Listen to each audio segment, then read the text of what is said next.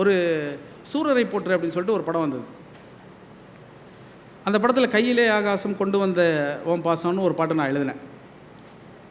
அந்த பாட்டு எழுதுவதற்கு முன்பாக அந்த படத்தை நான் பார்க்கல, அந்த கதையை தெரியாது, அந்த இயக்குனரும் எனக்கு அந்த காட்சியெல்லாம் விவரிக்கலை.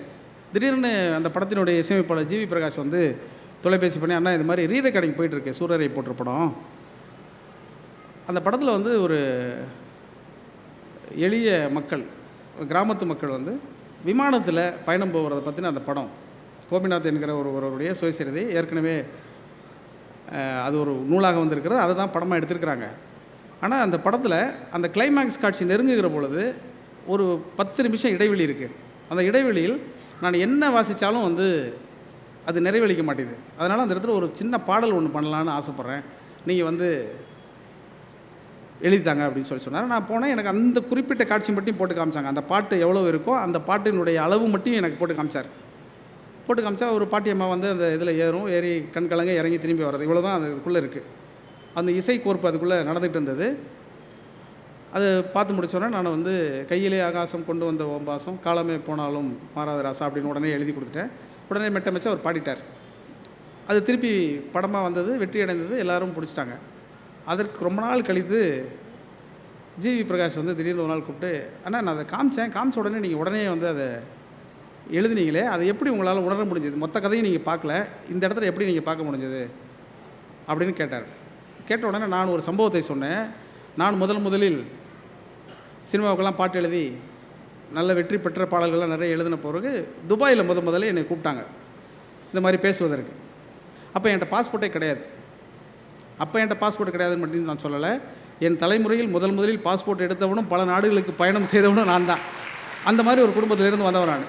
அதனால் முதல்ல வந்து எடுத்துகிட்டு பாஸ்போர்ட் போனால், அதாவது இப்போ விமானத்தை பார்க்குறது வேறு, ஏர்போர்ட்டே நான்லாம் பார்த்ததில்லை. அதனால் முதல் முறை வாங்கிட்டு உள்ளே போகும்பொழுது அதில் சின்ன சின்ன சம்பவங்கள்லாம் இருக்குது, சுவாரஸ்யமான சம்பவங்கள், அதுக்கு நேரம் இல்லை, அதை நான் சொல்லலை.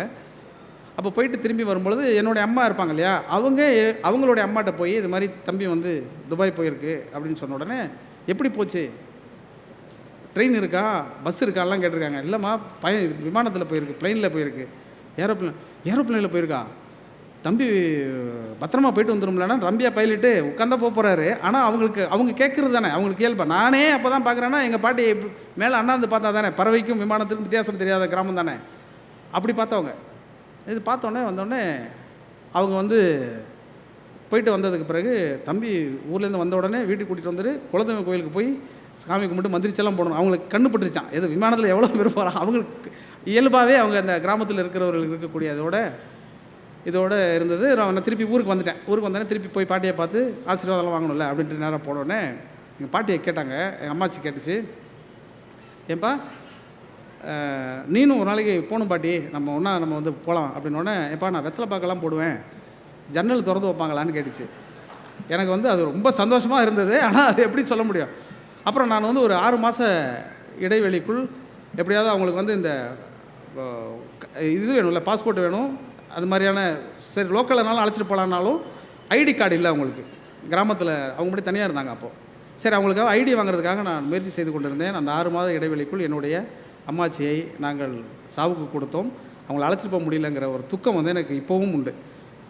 ஆனால் அப்படி அந்த துக்கத்தோடு என்னுடைய அம்மாச்சி இறந்து போனாலும் கூட அந்த படத்தில் நான் பார்க்குற பொழுது என் அம்மாச்சி சொன்ன எல்லாவற்றையும் அந்த பாட்டுக்குள்ளே நான் வந்து எழுதிட்டேன். அந்த அம்மாச்சி வந்து சொல்லும்போது சொன்னாங்க, எப்போ நிலவை காட்டி சோறு விட்டணும்னு நான் சொல்லிகிட்டே இருந்தேன் உனக்கு, இப்போ நீ நேராக நிலவுக்கிட்டே போயிட்டு வந்துட்டீங்களே அப்படி. நான் ஏதோ ராக்கெட் விட்ட மாதிரி அவங்க நினச்சிக்கிட்டாங்க. ஆனால் அந்த பாட்டியினுடைய அன்பு இருக்குல்ல, இப்போ போய் நீங்கள் அந்த பாட்டை நீங்கள் கேட்டு பார்த்தீர்கள் என்றால் அதற்குள் என் பாட்டி சொன்ன, என் அம்மாச்சி சொன்ன எல்லா செய்திகளும் அதுக்குள்ளே அடங்கியிருக்கும். இது எதற்காக சொல்கிறேன் என்றால், வாழ்வில் இருந்து தான் கலையும் இலக்கியம் அரசியல் தத்துவம் எல்லாமும் விழுக்கிறது. ஒரு பாடல் அப்படிங்கிறத நீங்கள் கடந்து போய்விடவே முடியாது. ரொம்ப சமீபத்தில் நிறைய திரைப்பட பாடல்கள், என்னுடைய பாடல்களையே நான் இந்த மாதிரி முயற்சிகள் எல்லாம் செய்து பார்க்கலாம் அப்படின்னு நான் நினைப்பேன். அப்படி நினச்சி சில பாடல்கள் செய்திருக்கிறேன். அந்த பாடல்கள்லாம் மிகப்பெரிய வெற்றி அடைந்தது. அப்படி வெற்றி அடைந்த பாடல்களோடு 2-3 மட்டும் நான் உங்களோடு பகிர்ந்து கொள்கிறேன். ஏற்கனவே நீங்கள் கேட்டிருந்தாலும் கூட அதையெல்லாம் நான் உங்களோடு பகிர்ந்து கொள்ள வேண்டும் என்பதில் எனக்கு ஒரு ஆசையும் ஆர்வமும் இருக்குது. சமீபத்தில் அமரன் அப்படின்னு ஒரு திரைப்படம் வந்துச்சு. அதில் வெண்ணிலவு சாரல் நீ வீசும் குளிர் காதல் நீ அப்படின்னு ஒரு பாட்டு இருக்குது. அந்த பாட்டு நீங்கள் எல்லோரும் கேட்டிருப்பீங்க. இந்த பாட்டுக்கு பின்னாடி ஒரு சம்பவம் இருக்குது. அந்த சம்பவம் என்னென்னா, தனிப்பட்ட என்னுடைய வாழ்வில் ஒரு சம்பவம். என்னுடைய மகள் வந்து இந்த ஆண்டு 10ஆம் வகுப்பு எழுதி முடித்தாங்க. தேர்வு எழுதி முடித்தாங்க. இந்த தேர்வுக்கு கொஞ்சம் ஒரு 2 மாதத்திற்கு முன்பாக திடீரென்று ஒரு நாள் சொன்னாங்க, இது மாதிரி தலையை ரொம்ப வலிக்குதுப்பா அப்படின்னு சொன்னாங்க. உடனே வீட்டில் எல்லோரும் சொன்ன உடனே, இல்லைம்மா நீ தலை குளிச்சில்ல, அதனால் ஏதாவது நீர் கோத்துருக்குன்னு சொல்லிட்டு பாட்டி வைத்தியங்கள் எல்லாம் செஞ்சுறாங்க. ஒரு வாரமாக வலி குறையவே இல்லை. ஏதேதோ மருத்துவம்லாம் செஞ்சு பார்க்குறோம். திருப்பி எங்கள் குடும்ப மருத்துவர்கிட்ட காட்டுறோம். குடும்ப மருத்துவர் சில மருத்துவரை போய் பார்க்குங்கிறாரு. எல்லாரையும் பார்க்குறோம். ஒரு வாரமாக வலி குறையவே இல்லை. வலி கூடிக்கொண்டே இருக்கிறது. தலைவலியிலேருந்து முதுகுவலி வந்துடுது, முதுகுவலியிலேருந்து இடுப்புவலி வந்துடுச்சு. இப்படி வலி தான் கூட்டிகிட்டு இருக்கு, எதுவுமே மாறல. ஒரு வாரம் கழித்து 10 நாள் ஆக போகுது. திடீரென்று ஒரு நாள் என் மகள் சொன்னால், என்னுடைய 2 கண்ணும் 2 தெரிகிறது. என் பார்வை வந்து 2 தெரியுதுப்பான்ட்டா. எங்களுக்கு பதட்டமாகி திருப்பி ஜெய்சங்கருடைய மகன் இருக்கார் இல்லையா, விஜயசங்கர், அவர்கிட்ட தான் உடனே போய் காட்டினோம். காட்டினோட அவர் சொன்னார், இது கண்ணில் ஒன்றும் பிரச்சனையே கிடையாது, இது ஒரு நரம்பு பிரச்சனை, அதனால் நீங்கள் ஒரு நரம்பியல் மருத்துவர்கிட்ட போய் பாருங்கன்ட்டார். நாங்கள் அங்கே போனாலும் எங்களுக்கு இன்னும் கூடுதல் பதட்டமாகிடுச்சு, என்னன்னே தெரியல. அது டிப்ளோபியா அப்படின்னு சொல்லி சொன்னாங்க. என்ன அப்படின்னாக்கா, இயல்புலேயே குழந்தைகள் தனக்குள்ள ஒரு அழுத்தத்தையோ இதையோ உணர்ந்துச்சுன்னா, அது வெளிப்படுத்தலைன்னா அந்த மாதிரி ஆகக்கூடிய வாய்ப்பு இருக்கான். அந்த அப்படி ஒன்று இருக்குங்கிறதே எங்களுக்கு அப்புறம் தெரியாது. உடனே என்ன பண்ணாங்க, முதுகுத்தண்டில் ஒரு சின்ன ஒரு ஊசியை போட்டு அந்த ஒரு மருத்துவம் செய்தாங்க. உடனே ஒரு 1 மணி நேரம் 2 மணி நேரத்தில் அது முடிந்துடுது. அந்த வலி குறைந்து விட்டது. ஒரு வாரமாக சாப்பிடாத பொண்ணு சாப்பிட ஆரம்பிச்சிருச்சு. ஆனால் கண் 2 தெரிகிறது இல்லையா, அது குறையவே இல்லை. நான் வந்து அமரன் திரைப்படத்துக்கு பாட்டு எழுதணும். நாங்கள் போய் ஹாஸ்பிட்டலில் தங்கிட்டேன். அப்போ வந்து வேட்டையின் படமும் அதுக்கும் எழுத வேண்டியிருந்தது. எல்லாம் அங்கேயே உட்காந்து ஆஸ்பத்திரியிலே உட்காந்து இந்த பாட்டு எழுதிட்டு இருக்கிறேன். அந்த கண் பார்வை வந்து சரியாக எப்போ ஆகும் அப்படின்னு மருத்துவர்கிட்ட கேட்கும்போது அவர் சொன்னார், 6 நாளில் ஆகலாம், 6 வாரத்தில் ஆகலாம், 6 மாதத்தில் ஆகலாம், 6 ஆண்டுகளில் ஆகலாம். அதனால் அதுக்கு கணக்கு கிடையாதுன்னு சொல்லிட்டார். 2 மாதத்தில் பொது தேர்வு இருக்குது. தேர்வெல்லாம் தூக்கி போட்டுருங்க, அது முக்கியமே கிடையாது. ஆனால் இது எப்போ சரியாகுங்கிறதுக்கு டெய்லி காலையில் எழுந்திரிச்சோன்னே என் பொண்ணை கண்ணை பார்த்து, இப்போ சரியாக தெரியுதாம்மா, சரியாக தெரியுதாம்மா, ஏன்னா 6 நாள் சொல்லியிருக்கிறார்ல, அந்த 6ஆம் நாள்லேருந்து நமக்கு அந்த பதட்டம் வந்துருச்சு. அப்போ கேட்கும்போது மாறலப்பான்னு அவர் சொல்லிகிட்டே இருக்கிறான். நான் வந்து பாட்டு எழுதணும். அந்த படத்தில் இப்போவும் நீங்கள் அந்த பாட்டை போய் அதில் உள்ள சரணப்பகுதியை நீங்கள் கேட்டீர்கள் என்றால், அது தனிப்பட்ட முறையில் என்னுடைய வாழ்வில் நடந்த அந்த சம்பவத்தை வைத்துக்கொண்டு, பாதி நீயே என் பாதி நீயே, நீ இல்லாமல் நான் ஏது கண்ணே, ஆதி நீயே என் ஆயுள் நீயே, ஆணி வேரை நீங்காது மண்ணே, எங்கே இருள் என்றாலும் அங்கே ஒளி நீதானே, கண்ணாய் எனை நீயும் காக்க கண்ணீரையும் காணேனே, நீண்ட தூரம் போன போதும் நீங்குமோ காட்சியே அப்படின்னு நான் எழுதினது. இது அப்படியே என்னுடைய குழந்தைக்காக நான் எழுதினேன் அந்த பாட்டு. அதுக்கப்புறம் அந்த படம் வந்து படத்துக்கும் அது பொருந்தியதுங்கிறது வேறு. அப்படி கண்ணதாசன் வாழ்வில், மருதகாசி வாழ்வில், யதார்த்த வாழ்க்கையில் நிறைய சம்பவங்கள் இந்த மாதிரி பொருந்தி போய் கொண்டே இருக்கும். அதை தெரிந்து கொண்டு கேட்கிற பொழுது உங்களுக்கு இப்போது போய் திருப்பி நீங்கள் இந்த வெண்ணிலவு சாரல் நீ வீசும் குளிர் காதல் நீ பாட்டை கேட்டிங்கன்னா உங்களுக்கு வேறு ஒரு உணர்வு உங்களுக்கு தோணும். அப்படி ஒருத்தர் பாடலை, இது வெறும் இந்த பாட்டு மட்டும் இல்லை, நீங்கள் ஒரு சங்கப்பாட்டை எடுத்துக்கிட்டாலும், இப்போ ஒரு சங்கப்பாட்டில் ஒரு உதாரணம் சொல்கிறேன் பாருங்களேன். இப்போ வந்து இரும்பு வந்து தமிழ் சமூகம் எத்தனையோ 1000 ஆண்டுகளுக்கு முன்பாகவே பயன்படுத்தி இருக்கிறோம் அப்படிங்கிறதுக்கான ஆய்வுகள்லாம் வந்து கொண்டு இருக்கிறது. நம்ம எல்லோரும் ஒரு தடவை கைத்தட்டி இந்த மகிழ்ச்சியை, சந்தோஷத்தை பகிர்ந்து கொள்ளக்கூடிய கட்டத்தில் இருக்கோம். ஆனால் நம்ம கை கிடத்திருக்கக்கூடிய இந்த சங்க இலக்கியத்தில் ஒரு 2000 ஆண்டு நம்ம ஒரு உத்தேசமாக சொல்லி கொண்டிருக்கிறோம். அது இன்னும் கணக்கு இன்னுமே கீழடி இந்த ஆய்வுகள்லாம் முடிவுக்கு வருகிற பொழுது அது இன்னும் 3000 ஆண்டோ 4000 ஆண்டோ பின்னுக்கு போகும். அப்படி போகிற பொழுது இரும்பின் அன்ன கருங்கோட்டு புன்னைன்னு ஒரு வரி இருக்குது. இரும்பின் அன்ன கருங்கோட்டு புன்னை அப்படின்னு ஒரு பாட்டு இருக்குது. உலோச்சனார் எழுதின ஒரு பாட்டு, 249வது பாட்டுன்னு நினைக்கிறேன். அந்த பாட்டை போய் நீங்கள் அவசியம் படித்து பாருங்கள். அது என்னென்னா, அதில் வந்து இரும்பு வரும், வெள்ளி வரும், தங்கம் வரும், எல்லாம் அந்த பாட்டுக்குள்ளே வரும். இப்படியெல்லாம் வாழ்ந்துருக்குறோம். ஆனால் அந்த பாட்டு என்ன சொல்லுதுன்னு பார்த்தீங்கன்னா, ரொம்ப ஆச்சரியகரமான ஒரு உண்மை அந்த பாட்டுக்குள்ளே இருக்குது. என்னென்னா, இரும்பின் அன்ன கருங்கோட்டு புன்னை, அதாவது காதலன் வந்து காதலியை சந்திக்க வரான். காதலி வந்து என்ன நினச்சிட்டு இருக்கா, காதலன் வரலையேன்னு சொல்லி வெயிட் பண்ணிக்கிட்டே இருக்கிறான். அப்போ தோழி சொல்கிறா, அந்த குதிரையில் தானே வரப்போகிறான், நீ கொஞ்சம் வெயிட் பண்ணு வந்துடுவான்னு சொல்கிறான். அந்த குதிரை வருது. ஆனால் இவளை பார்க்காம அந்த குதிரை கடந்து போயிடுது. இதுதான் சம்பவங்க. இந்த சம்பவத்தை உலோச்சனார் எப்படியெல்லாம் சொல்கிறாரு பாருங்கள். இரும்பின் அன்ன கருங்கோட்டு புன்னைங்கிற அந்த பாட்டு அப்படி தொடங்கும். அது ஏன் அந்த குதிரை நிற்காமல் போச்சுன்னா, அந்த புன்னை மரத்துக்கு கீழே அந்த புன்னை மர பூக்கள் இருக்கு இல்லையா, அந்த நறுந்தாதுகள் எல்லாம் உதிர்ந்து கிடக்கும். அந்த உதிர்ந்து கிடக்கிற அந்த பூக்களின் மீது வண்டுகள் வந்து அமர்ந்திருக்கான், கருவண்டுகள் வந்து அமர்ந்திருக்கும் பொழுது வந்த குதிரை இருக்கு இல்லையா, காதலன் வந்த அந்த தேரில் வந்த அந்த குதிரை என்ன நினச்சிக்குதான், கீழே அப்படி கிடக்கக்கூடிய அந்த காட்சி எப்படி இருக்குதுன்னா, புன்னை மரத்து கீழே நருந்தாது உதிர்ந்து வண்டுகள் மைத்து கொண்டு இருக்கக்கூடிய அந்த காட்சியை பார்த்தா ஒரு புலி படுத்திருக்கிற மாதிரி இருக்கான். புலி படுத்திருக்கிற மாதிரி இருந்தோடனே கீழே புலி கிடக்குதுன்னு சொல்லிட்டு காதலன் வந்து அந்த குதிரை நிற்காமல் ஓடி போயிடுச்சுன்றான். இது ஒரு காட்சி தான். அது நிற்காமல் ஓடி போனதுன்னா கீழே புலி கிடக்குதுங்கிறது அர்த்தம் கிடையாது, நேரடியாக அப்படி எடுத்துக்கொள்ள வேண்டியதில்லை. மாட்டிக்கொள்வோமேங்கிறதுக்காக புலி மாதிரி இருக்கக்கூடிய பொண்ணு வீட்டுக்காரன் எவனோ அங்கே நின்றுருக்கான்னு கூட நம்ம ஒரு பொருள் கொள்ள முடியும். ஏன்னா ஒரு சின்ன காட்சியை, ஒரு அழகை, ஒரு ஓமையை எவ்வளவு தத்ரூபமாக சொல்வதற்கு கரும்பின் அண்ணன் அந்த புன்னை மரத்தை வர்ணிச்சுட்டே வருவார் அவர். புன்னை மரத்தில் வந்து அந்த நறுந்தாதுகள் பொன்னி நிறத்தில் இருக்குது, வெள்ளி நிறத்தில் அதோட இலைகள் கிளைகள் இருக்குது, இரும்பு நிறத்தில் அதோடைய பட்டுன்னு சொல்லிகிட்டே வருவார். அந்த சொல்லிக்கொண்டே வரக்கூடிய அந்த அழகை வாசித்தா இந்த வாழ்வியலினுடைய மொத்த சாரமும் நம்ம புரிஞ்சிடும். இதே இன்னொரு பாட்டு ஒன்று பொன்முடியாருடைய ஒரு பாட்டு இருக்குது புறநானூற்றில் 299வது பாட்டு. அந்த பாட்டு எனக்கு ரொம்ப பிடிக்கும். அதுவும் இந்த குதிரையை பற்றி வர்றதுனால அதையும் சொல்லிட்டு போயிடுறேன். இந்த குதிரையை பற்றி வரக்கூடிய அந்த பாட்டில் ஒரு ரொம்ப அற்புதமான ஒரு ஓமை. அதை நான் ரொம்ப படித்து வியந்தேன். அது என்னென்னா, 2 மன்னர்கள், சிற்றரசர்கள். எப்போதுமே சிற்றரசர்கள் நம்ம பொறுத்த வரைக்கும் புறநானூற்றில் இருக்கிற வரைக்கும் சிற்றரசர்கள் ஒன்றாவே இருந்திருக்க மாட்டாங்க, அடிச்சுட்டு தான் இருந்திருப்பாங்க. அது அன்றைக்கும் அப்படி தான், இன்றைக்கும் அப்படி தான். அப்படி சிற்றரசர்கள் வந்து அடிச்சுட்டே இருக்கும் பொழுது ஒரு சிற்றரசன் வளர்த்துருக்கக்கூடிய குதிரை இருக்கு இல்லையா, அந்த குதிரை எதை சாப்பிட்டு வளருது அப்படின்னா, பருத்தி சக்கை இருக்குல்ல, அந்த சக்கையை உண்டு வளர்ந்த ஒரு குதிரை ஒரு அரசன்ட்ட இருக்குது, ஒரு மன்னன்ட்ட இருக்குது, ஒரு சிற்றரசன்ட்ட இருக்குது. நெய் சோறை சாப்பிட்ட குதிரை இன்னொரு மன்னன்ட்ட இருக்குது. இது ரெண்டும் சண்டை நடந்துகிட்டு இருக்குது. இப்போ சண்டை நடந்துகிட்டு இருக்கும் பொழுது இந்த 2 குதிரையில் எந்த குதிரை ஜெயிச்சிருக்குன்னு உங்களால் யூகிக்க முடியுதா? பருத்தி வேலி கட்டியிருக்கக்கூடிய, பருத்தி சக்கையை உண்டு வளர்ந்துருக்கக்கூடிய அந்த குதிரை நெய்சோறு உண்ட குதிரையை ஜெயிச்சிருச்சுன்னு எழுதியிருக்கிறான். நெய்சோறு உண்ணுவது யாருங்கிறது உங்களுக்கு தெரியும். அதனால் யாரை ஜெயிப்பாங்கங்கிறத சூசகமாக நீங்கள் புரிஞ்சுக்கங்க. நீங்கள் கைத்தட்டுறதுலேருந்தே நீங்கள் ரொம்ப தெளிவாக உங்களுக்கு எல்லா அரசியலும் தெரியுங்கிறத என்னால் உணர முடியுது. நெய்சோறு உணவு ஜெயிச்சிருச்சுன்னு சொல்லிட்டான். இது ஓகே, பொன்முடியார் அவங்க எழுதியிருக்கிறாங்க, ஒரு பெண் கவிஞருங்கிறதுனால, சுகிர்தனானி இருக்கிறதுனால இந்த கவிதையை நான் சொல்கிறேன். அதுக்கப்புறம் அந்த பாட்டுக்குள்ளே ஒரு குறிப்பு இருக்குது. அந்த குறிப்பு ரொம்ப முக்கியமான ஒரு குறிப்பு. அந்த நெய்சோறு உண்ட குதிரை எப்படி பதுங்குச்சுன்னா, இந்த மாதவிடாய் நேரத்தில் முருகன் கோயிலுக்கு பூஜை செய்யாமல் சமையல் பாத்திரத்தை தொடக்கூட தயங்கி இருப்பாங்கள்ல பெண்கள், அந்த மாதிரி அந்த குதிரை பதுங்கி நின்றுச்சு அப்படின்னு ஒரு வரி இருக்குது. இந்த ஒரு வரி என்ன, இந்த பாட்டில் போய் மாதவிடாய் பற்றிலாம் எழுதுகிறாங்களே அப்படின்னு பெண் கவிஞர்னா, ஒரு பெண் கவிஞர் இந்த காலம் அல்ல, எல்லா காலத்தில் இருந்தும் அந்த சரடு என்பது அவர்கள் தன்னியல்பாக எழுதுவதில்லை. தன்னுடைய வாழ்வில் இருந்து, உடலில் இருந்து, எல்லா அரசியலும் நுட்பமாக ஒரு 2 சிற்றரசர்கள் சண்டை போட்டுக் கொள்வதில் கூட அவங்க சொல்லக்கூடிய அந்த உதாரணம் என்பதை வந்து ஒரு ஆணால் நிச்சயமாக எழுதவே முடியாது. எனவே பெண் எழுத்தை பெண்தான் எழுத வேண்டும் என்பதை வந்து நான் திரும்ப திரும்ப சொல்கிறேன். பெண்கள் எழுதுகிற பொழுது அது வேறு, ஆண்கள் எழுதுவது என்பது அது வேறு. எனவே ஒரு சின்ன விஷயங்களில் கூட வந்து அந்த இரும்பின் அண்ணன் அப்படின்னு எழுதுறதா இருக்கட்டும், பருத்தி வேலி சிறூர் மன்னனுங்கிற அந்த பாட்டாக இருக்கட்டும், எல்லா பாட்டுக்குள்ளேயும் திரும்ப நம்ம யோசித்து பார்க்கக்கூடிய அற்புதமான விஷயங்கள் எல்லாமே இந்த பாட்டுக்குள்ளே இருக்குது.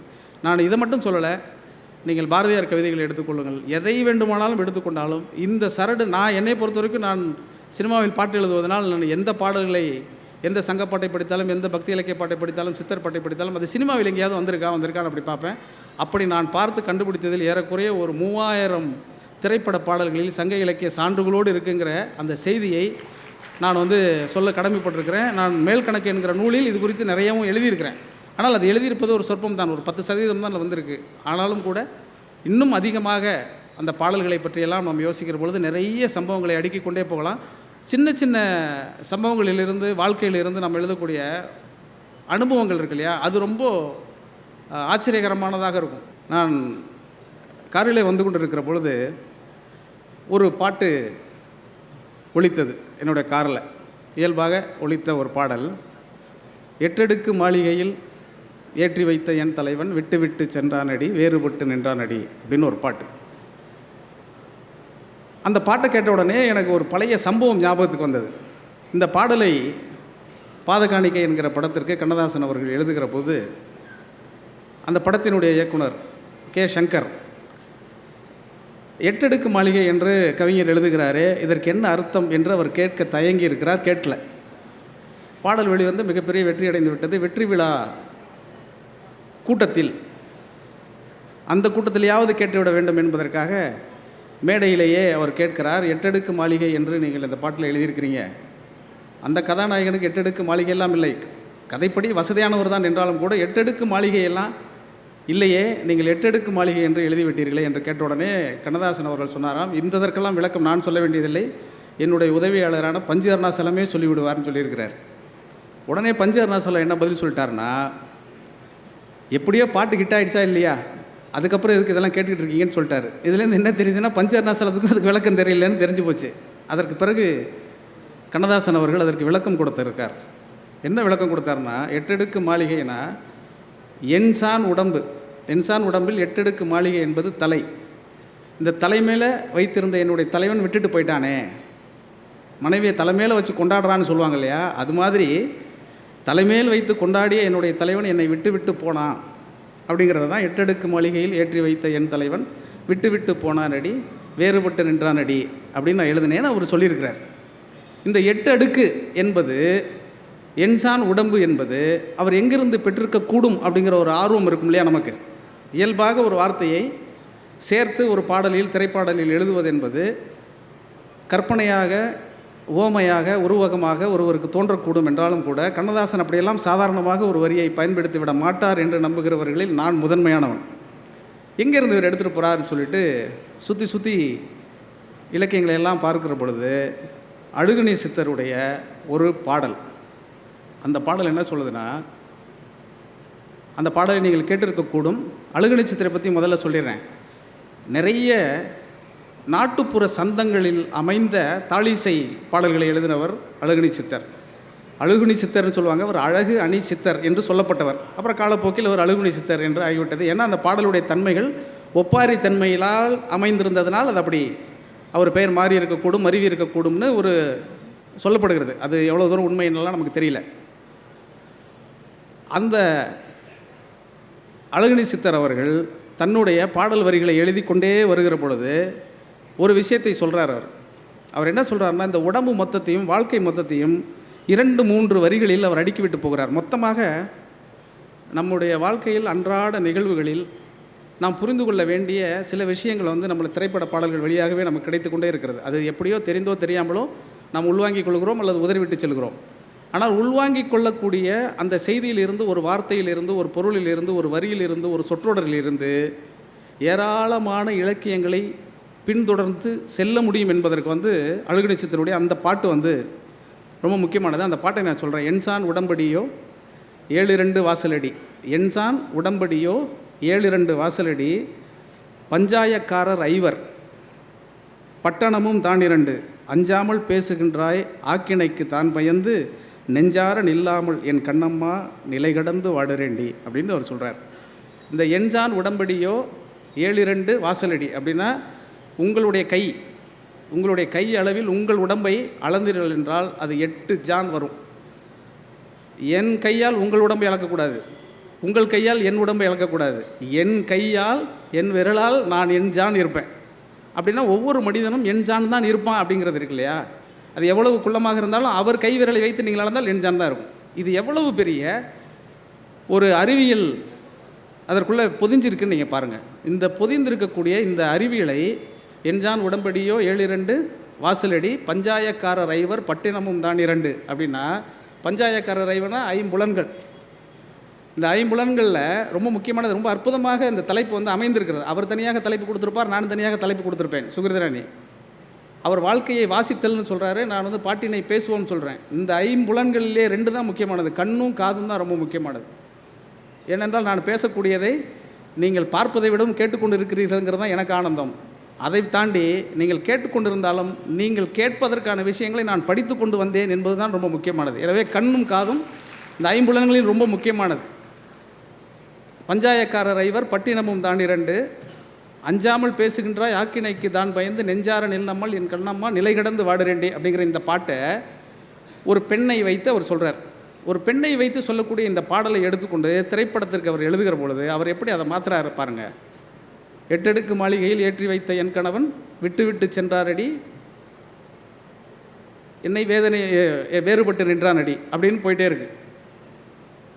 இது என்ன, இந்த பாட்டுக்குள்ளே வந்து இந்த செய்தியை வந்து சொல்ல வேண்டும் என்பதை அவர் எங்கிருந்து எடுத்திருப்பாருன்னு திருப்பி எனக்கு ஒரு யோசனை வந்துருச்சு. இயல்பாக சினிமா பாடல்கள் எழுதுகிற பொழுது நமக்கு தோன்றக்கூடிய விஷயங்கள் எங்கே இருந்தாலும் ஒரு சின்ன பொறி கிடைக்கும். அந்த பொறியிலிருந்து ஊதி ஊதி பெரிதாக்குவது தான் பொதுவாகவே திரைப்பட பாடல்களுடைய சூட்சமம். அந்த சூட்சமத்தை எங்கிருந்து நம்ம கற்றுக்கிறோங்கிறது ரொம்ப முக்கியமானது. அது வந்து கண்ணதாசனை பொறுத்த வரைக்கும், அல்ல கண்ணதாசனை மாதிரி அந்த காலத்தில் பாட்டு எழுதி கொண்டு இருந்த ஆக சிறப்பான பாடல்கள் எல்லாம் எழுதி குவித்திருக்கக்கூடிய மருதகாசிக்கும் பட்டுக்கோட்டையாருக்கும் உடுமலை நாராயணகவிக்கும் இன்னும் நிறைந்த பாடலாசிரியர்கள் எல்லோருக்கும் வாய்த்திருக்கிறது. தமிழில் நான் கண்ணதாசன் என்று சொல்வது வந்து இந்த பாடலுக்கு பொருத்தமாக இருக்கிறது என்பதனால் அவர் சொல்கிறேன். இவர் மட்டுமல்ல, இன்னும் ஏராளமானவர்கள் ஏராளமாக எழுதி குவித்திருக்கிறார்கள். எல்லாவற்றுக்கும் பின்னாலும் இந்த சங்க இலக்கியங்களும் பக்தி இலக்கியங்களும் இடைக்கால இலக்கியங்களும் சிற்றிலக்கியங்களும் உள்ளே ஊடாடி ஊடாடி வந்து கொண்டே இருக்கிறதுங்கிறது தான் திரைப்பட பாடல் எழுத வந்த பொழுது நான் அடைந்த சந்தோஷம் என்னவென்றால், நாங்கள் இலக்கியத்தை விட்டுவிடாமல் இன்னமும் பாடல் எழுதி கொண்டிருக்கிறோங்கிறதான். அதை விட்டுவிடாமல் எழுதி கொண்டிருக்கிறோங்கிறது நான் என் வரையில் சொல்கிறேன். இப்போ வர்ற பாட்டெல்லாம் பாட்டாப்பான்னு நீங்கள் கேட்டிங்கன்னா அதுக்கு என்னிடம் பதில் கிடையாது. அது உங்கள் பாடு, ஏன் பாடு கிடையாது. அது அந்த பாட்டில் அவர் அடுத்து சொல்லிகிட்டே போகிறார். அது அடுக்கி கொண்டு வருவது கண்ணதாசனுடைய மிக சிறப்பான ஒரு பேர் ஆற்றல் அப்படின்னு நான் பார்ப்பேன். ஒரு சுச்சுவேஷன் சொன்ன பிறகு அந்த சுச்சுவேஷனுக்குள்ளே என்னென்னலாம் வரலான்னு ஒரு சின்ன ஒரு விளையாடி காட்டிடுவார். அந்த விளையாடி காட்டுறதுக்கு முன்னால் ஒரு விஷயத்தை நான் சொல்கிறேன். இந்த பாட்டை பற்றி திருவள்ளூர்னு சொன்னதுக்கு பிறகு எனக்கு டக்குன்னு திருவள்ளூர் அப்படின்னு சொன்னாலே திருவள்ளுவர் தான் எனக்கு ஞாபகத்துக்கு வருவார். இந்த பாட்டை பற்றி திருவள்ளுவர் ஒரு அற்புதமான ஒரு குறளை சொல்லியிருக்கிறார். பண்ணெண்ணாம் பாடற்கு இயைபு இன்றேல், பண்ணெண்ணாம் பாடற்கு இயைபு இன்றேல், கண்ணெண்ணாம் கண்ணோட்டம் இல்லாத கண். கண்ணோட்டம் எல்லாருக்கும் கண் இருக்குது, ஆனால் கண்ணோட்டம் இருக்காங்கிறது ரொம்ப முக்கியம். கண்ணோட்டம்னா வேற ஒன்றும் இல்லை, அன்பும் இரக்கமும் உங்கள் கண்ணில் வெளிப்பட வேண்டும். அன்பும் இரக்கமும் இல்லாமல் நீங்கள் ஒன்றை பார்த்தால் அந்த கண்ணே கிடையாது, அதை நீங்கள் பார்ப்பதற்கு கண்ணோட்டம் என்கிற பெயரும் கிடையாது. அது மாதிரி பாட்டு என்பது ராகத்தோடு இணைய வேண்டும், இசையோடு சேர வேண்டும். அது இசையோடு சேர இயைபுங்கிறது வந்து இப்போ வந்தான் தந்தான் அப்படின்னு நம்ம சொல்கிறோம் இல்லையா, அந்த வந்தான் தந்தான்னு சொல்கிறதுக்கு எப்படி கடைசி வார்த்தை ஒரே ஓசையில் முடியுது, அதை தான் இயைபுன்னு சொல்லுவோம் இலக்கணத்தில். ஒரு பாட்டுக்கு வந்து ரொம்ப முக்கியமானது அந்த இயைபு. நீங்கள் எந்த பாட்டு சினிமா பாட்டை கேட்டாலும் அது கடைசியில் வந்து அந்த இயைபோடு ஒற்றி ஒற்றி வரும். அது அந்த இயைபோடு ஒட்டி கேட்குற பொழுது தான் நமக்கு இப்போ ஒரு தாலாட்டு பாடுறாங்க அம்மா அப்படின்னா ஆறாரோ ஆறிராரோ அப்படின்னு அடித்தா திருப்பி ரான்னு வந்துக்கிட்டே இருக்கும். அது ஏன் வருதுன்னா, அப்படி கேட்கும் பொழுது தான் உங்கள் மனதிற்குள்ளது வந்து மனனமாகும். அப்படி சொல்லுகிற பொழுது அந்த பாடலுக்குள் ஒரு சின்ன ரிதமும் ஒரு ராகமும் ஒரு லயமும் இருக்கிறது. அந்த லயத்தை பற்றி கொண்டு எழுதுவது தான் ரொம்ப முக்கியமானது. அப்படி கண்ணதாசன் வந்து இந்த பாட்டில் வந்து எழுதுகிற பொழுது, எட்டடுக்கு மாளிகையில் ஏற்றி வைத்த என் கணவன் விட்டு விட்டு சென்றானடி வேறுபட்டு நின்றானடி. சரி, ரைட்டு. அதுக்கப்புறம் சொல்கிறாரு, தேரோடும் வாழ்வில் என்று ஓடோடி வந்த என்னை போராட வைத்தானடி. அது எப்படி அந்த வார்த்தைகள் வந்து விடுது பாருங்கள். அந்த ஓசைக்குள்ளே அந்த வார்த்தையை அடுக்கி அவர் சொல்லி கொண்டு இருக்கிறது எல்லா இடத்துலையும் பாருங்கள். ஒரு நெடிலாக போடுறாரு. தேரோடும் வாழ்வில் என்று ஓடோடி வந்த என்னை போராட வைத்தானடி, கண்ணில் நீரோட விட்டானடி. அதுக்கு அடுத்தது அவர் போடுறார். இதுதான் ரொம்ப ஆச்சரியமாக இருக்கும். இது ரெண்டும் சொல்லிட்டார். இப்போ வந்து சுச்சுவேஷன் சொல்லிட்டார். என்னை கட்டிக்கிட்டவர் என்னை விட்டுட்டு போயிட்டார், நல்லா இருக்கும் வாழ்க்கை நினச்சி நான் வந்தேன், அவர் போயிட்டார் அப்படின்னு சொல்லிட்டு அதுக்கு அடுத்ததுக்கு ரீசன் சொல்லுவாங்க பாருங்கள். ரொம்ப பிரமாதமாக அது எப்படி அவர் கட்டமைக்கிறாருங்கிறது ரொம்ப ஆச்சரியமாக இருக்கும் எனக்கு. கையளவு உள்ளம் வைத்து கடல் போல் ஆசை வைத்து விளையாட சொன்னானடி, என்னை விளையாட சொன்னானடி, அவனே விளையாடி விட்டானடி. முடிஞ்சிருச்சா? எல்லாமே இங்கே விளையாடிட்டாங்கிறது அது ரொம்ப இது சொல்லி முடிச்சிட்டார்ல, இதோட பாட்டு முடிஞ்சிருச்சு. ஆனால் அதுக்கப்புறம் ஒரு கன்க்ளூஷன் எப்போதுமே கொடுப்பார். கண்ணதாசன் இருக்கக்கூடிய அவருடைய எல்லா பாடல்களிலும் ஒரு பாடலை தொடங்கினால் அந்த பாடலுக்குள் எடுப்பு தொடுப்பு முடிப்பு அப்படின்னு ஒன்று இருக்குது. எங்கே ஆரம்பிக்கிறாரோ அது ஒரு திரைக்கதை போல் அடுத்ததாக சொல்லி கொண்டு வந்துவிட்டு இறுதியாக சொல்வார், காலங்கள் உண்ணவரை கண்ணியர்கள் யாருக்கும் இந்த காதல் வரக்கூடாதடி, என் கோலம் வர வேண்டாமடி. இது வந்து லவ் வந்தது அந்த அம்மாவுக்கு தான். அந்த அம்மா உலகத்தில் இருக்க எந்த பொண்ணுக்கும் லவ் வரக்கூடாதுன்னு ஒரு சாபம் விட்டுட்டு பாட்டை முடிக்கிதுப்பாங்க. ஏன்னா அவ்வளோ சோகம் அந்த அம்மாவுக்கு அந்த காதலால் நேர்ந்து விட்டதுங்கிறத வந்து இது சொல்லிக்கொண்டே போகிற பொழுது, இதை அந்த படத்தோடு நம்ம சேர்ந்து ரசிக்கிற பொழுது இது பாட்டு அந்த படத்தோடு பொருந்தி வருகிறது என்பது ஒன்று. ஆனால் பாட்டுக்கு வெளியில் இதை கேட்கும் பொழுது கூட உங்களுக்கு அந்த எட்டடுக்கு மாளிகை என்கிற சொல் வந்து உங்களுக்குள் நின்றுது. அந்த எட்டடுக்கு மாளிகை என்பது ஒரு தொடர்ச்சி அதற்குள்ளே இருக்கிறது. எப்படி வந்து அழுகுணை சித்தருடைய அந்த முதல் வரி, என்சான் உடம்படியோ 7 வாசலடி பஞ்சாயக்காரர் ஐவர் பட்டினமும் தான் 2ங்கிற அந்த சொற்கள் அத்தனையுமே சொல்லி கொண்டு வந்து வாழ்க்கையினுடைய நிலையாமையை அவர் சொல்லிவிட்டு போகிற அழகு இருக்குல்ல, இது ரொம்ப வியப்புக்குரியதாக இருக்கும். இந்த மாதிரி ஒவ்வொரு பாட்டும் சொல்லிக்கிட்டே இருக்கலாம், அப்படி கொட்டி கிடக்குது. அதுவும் தமிழ் சினிமா பாடல் வரலாற்றை எடுத்துக்கொண்டு பார்த்தா இது மாதிரி ஏராளமான ரத்தினங்கள் குவிந்து கிடக்கக்கூடியது தான் நம்மளுடைய தமிழ் திரைப்பட